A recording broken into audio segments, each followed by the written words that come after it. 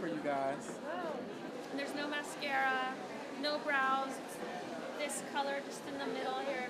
Really nice. Cool. Little smile, tiny. We are backstage at Rag & Bone, and today it's kind of, I guess, an urban Eskimo girl.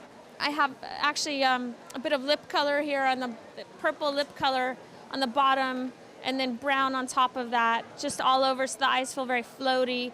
And I have this on the cheek and the lips, and only foundation where needed, so it's very simple. Smile. It's just a very simple, easy, soft look, like a few loose braids sort of falling out, very feminine, very girly. The texture I'm doing is a clean texture, so just using extreme Redken shampoo just to clean the hair before I do those loose braids. Mine is big. Who's got a small one? That's what I want to know. Mine's invisible.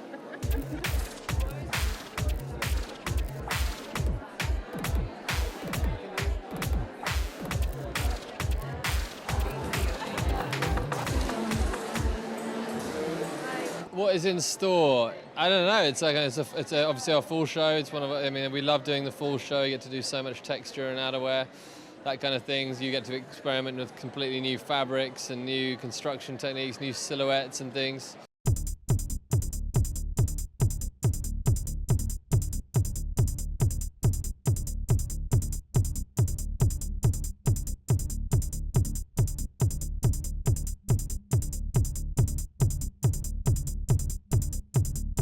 It doesn't have a very specific theme. It started with, maybe the idea of subsisting off the land and, tanning your own skins and things like that. So there's a lot of leather, there's a lot of shearling in it.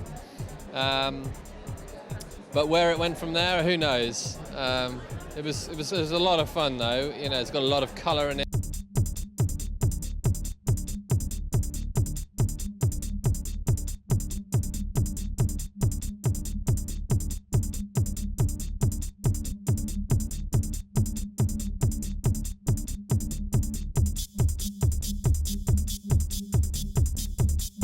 We started with sort of Eskimos and people of the Arctic Circle, but there's a whole massive range of other things like 1970s skiing, and there's some varsity jackets in there, some very British fabrics, some very regimental stripes, and a lot of tailoring.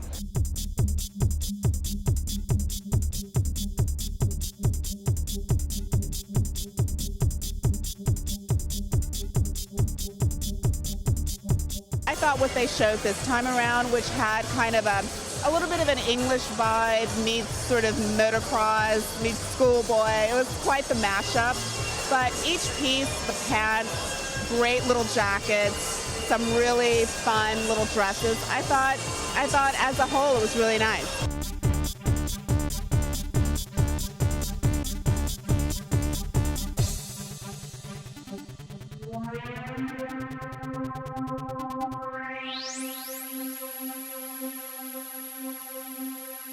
I'm here at Rag & Bone to support the guys. I met them a few times. They're always really lovely and very polite Englishmen. And I think they bring to New York Fashion Week that kind of British sensibility of never trying too hard, sort of dressing down. And I feel like that's really appealing to a lot of young women at the moment who would rather be comfortable than too showy.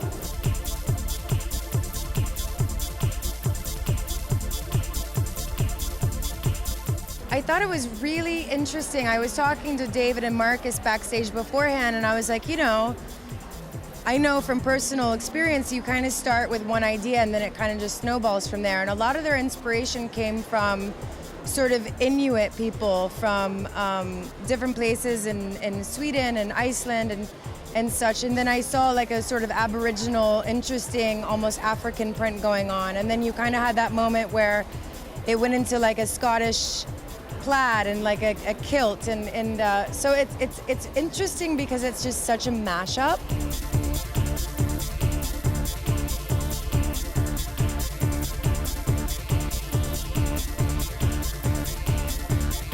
they have such a great jeans business, and their basics sell so well at that store on Houston Street, and I know tons of girls who wear the boots. I love the guys. I thought the shoes were really beautiful.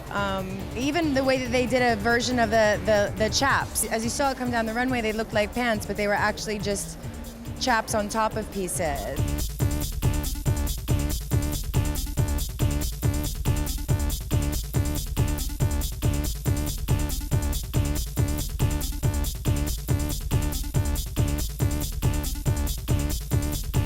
She's getting more sophisticated. I think she's, our eye for fashion and the fashion element of it is definitely something we're focusing on. It. We know it's a show, and we built our brand on lots of different factors, but this show has really become about making a statement and pushing the envelope and really developing our aesthetic and our point of view and really pushing it. So, that's how, I don't know if our girl has evolved much, but I think she's going to see a lot of new stuff from us.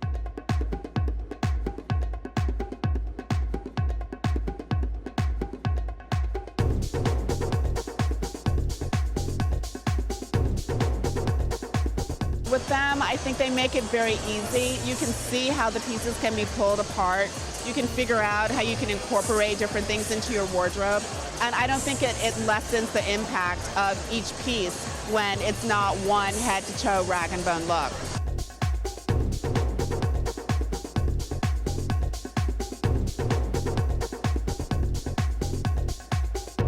The Rag and Bone brand is really defined by us and like the experiences that we've had. And we went to school together in England. We're both English guys, and we live and breathe and work in New York City. And Rag and Bone is really a function of those two things. We draw a lot on our British pasts, but continue to be very inspired by day-to-day life in New York. So we can take sort of classic things and reinterpret them in a modern way. And in a nutshell, that's Rag and Bone.